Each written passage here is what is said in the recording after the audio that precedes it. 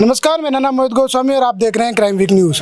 इस वक्त हम मौजूद हैं थाना बीटा 2 क्षेत्र में, जिसमें एक मामला सामने आया है धर्मांतर का, मतलब कि धर्म परिवर्तन कराया जा रहा है इस क्षेत्र में। और अभी हमारे पास कॉल आई थी, बताया जा रहा था कि भाई इस तरीके से मामला आया हुआ है, आप एक और आकर देखिए। तो आइए पूरा मामला जानते हैं, क्या मामला है और कैसे ये धर्मांतरण कराया जा रहा है या फिर ये धर्म परिवर्तन जैसे कराया जाता है उसके बारे में जानते हैं पहले लोगों से। आपका नाम क्या है सर? विभाग मंत्री विश्व हिंदू परिषद विकास पवार। मामला क्या था और आपके पास कैसे आया ये बताइए।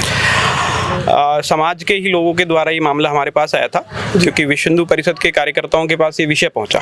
और जब ये पूरा विषय आया है तो पूरे गौतम बुद्ध नगर जिले में क्रिश्चियन मिशनरीज का, ईसाई मिशनरियों का एक बहुत बड़ा रैकेट काम कर रहा है, जो न केवल हिंदू समाज की जो बेटियां हैं उनको बहला फुसला रहे हैं, उनको बहका रहे हैं और समाज को तोड़ने के लिए वो गलत तरीकों से धर्मांतरण का काम यहाँ पर कर रहे हैं।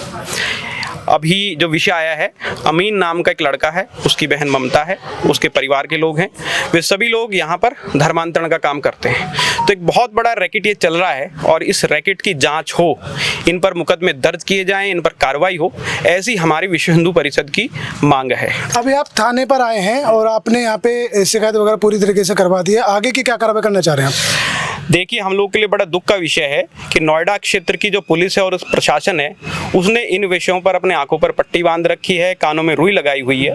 तो अगर प्रशासन नहीं चेता तो निश्चित रूप से हम लोग आंदोलन करेंगे और ये जो धर्मांतरण के रैकेट यहाँ पर धड़ल्ले से चल रहे हैं, उन सभी रैकेटों को बंद कराएंगे और किसी भी प्रकार का जो राष्ट्र तोड़ने की गतिविधियां, हमारे समाज को तोड़ने की गतिविधियां हम लोग स्वीकार नहीं करेंगे। आंदोलन होगा तो आंदोलन भी करेंगे।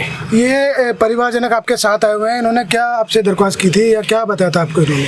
इन्होंने ये बताया कि इनकी बेटी है और इनकी बेटी को जो मैंने अभी बताया, अमीन नाम का जो ईसाई लड़का है, उस ईसाई लड़के ने उसको अगवा किया, इनको जान से मारने की धमकी भी दी है। आप इनसे पूछेंगे तो ये बताएंगे।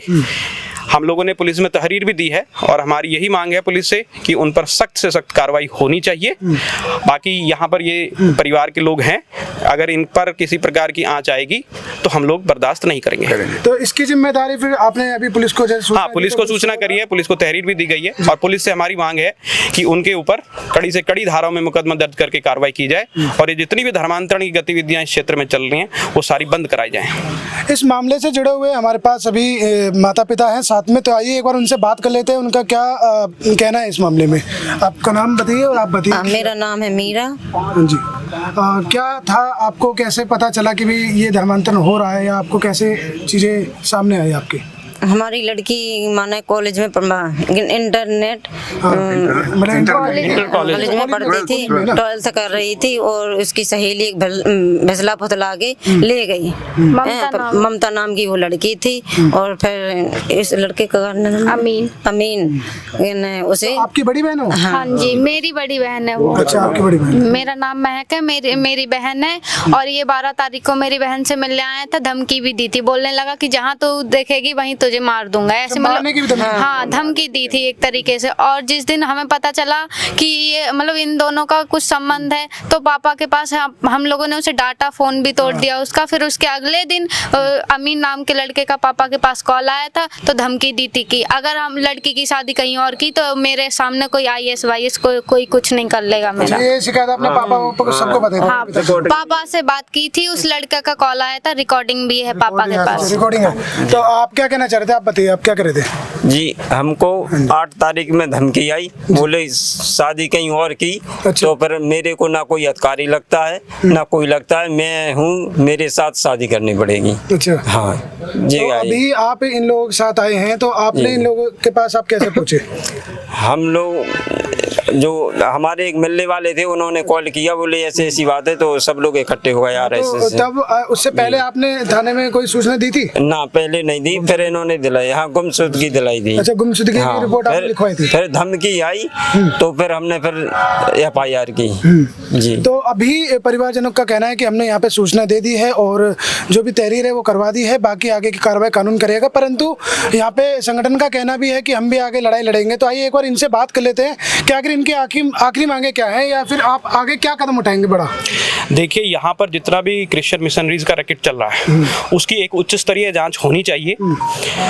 जो ये अमीन नाम का लड़का है, इसके ऊपर उचित धाराओं में मुकदमे दर्ज होने चाहिए, इसको जेल भेजा जाना चाहिए और इसे पूछताछ करनी चाहिए। अच्छा, हाँ, इनको पूछताछ करनी चाहिए भाई ये कहाँ कौन कौन आपके साथ इन्वॉल्व है। इसमें बहुत, जैसे विकास जी ने कहा कि इसमें बहुत ज्यादा इसमें इन्वॉल्वमेंट है इसमें क्रिश्चियनिटी की। इसमें तो बहुत, हम तो इसमें ये बर्दाश्त करने वाले नहीं है।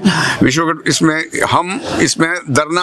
आप किसी संगठन से जुड़े हुए हैं या और भी संगठन आपके साथ जुड़े हुए हैं? देखिए, समस्त राष्ट्र प्रेमी संगठन इन सभी विषयों को लेकर चिंता करते हैं और इन सारे कार्यों में वे लोग अपना काम आगे बढ़कर करते हैं। तो ये कुछ संगठन के लोग हैं और साथ में उनके परिजनक है, तो उन्होंने ये बताया कि इस तरीके की कार्रवाई हम आगे और भी करवाएंगे। जो भी ये इस तरीके की चीज़ें पकड़ी जाएंगी हम आगे जाके और उनके लिए मदद करेंगे और साथ में उनके कार्रवाई करवाएंगे। आइए एक बार इनसे बात कर लेते हैं, पूरी तरह से जान लेते हैं लोग क्या कहते हैं इस बारे में। ये हमारे हिंदू धर्म के साथ ही ऐसा क्यों होता है और धर्म के साथ क्यों नहीं होता ऐसे? ये तो आपको देखना भी चाहिए, तो आपको भी सोचना चाहिए। आपके यहाँ के जो चुनाव कर रहे हैं, जो अधिकारी, आज की डेट में चुनाव चल भी रहा है, तो आप अपने यहाँ के विधायक से, बाकी चीज़ों से जाके ज्ञापन दीजिए, उनको बताइए कि भाई इस तरीके का मामला हमारे सामने है और पुलिस से उनसे कह के कार्रवाई करवाइए। अभी भाई साहब ने बताया कि बहुत बार रिकॉर्ड चला, इसकी तो जांच तो होनी चाहिए ना। तो आपको भी तो ज्ञापन देना चाहिए ना। आप उसी के लिए आए हैं, सूचना तभी मिली है, इसीलिए हम लोग यहाँ इकट्ठे हुए हैं, इसीलिए इकट्ठे हुए हैं यहाँ पे। बाकी आप क्या कहना चाहते हैं? मेरा नाम राजेश कश्यप है, गामाडू में निवास करता हूँ। और जैसे पता लगा कि भाई एक यहाँ बच्चियों के साथ इस तरह का घिनौना खेल हो रहा है, ये बिल्कुल बंद होना चाहिए।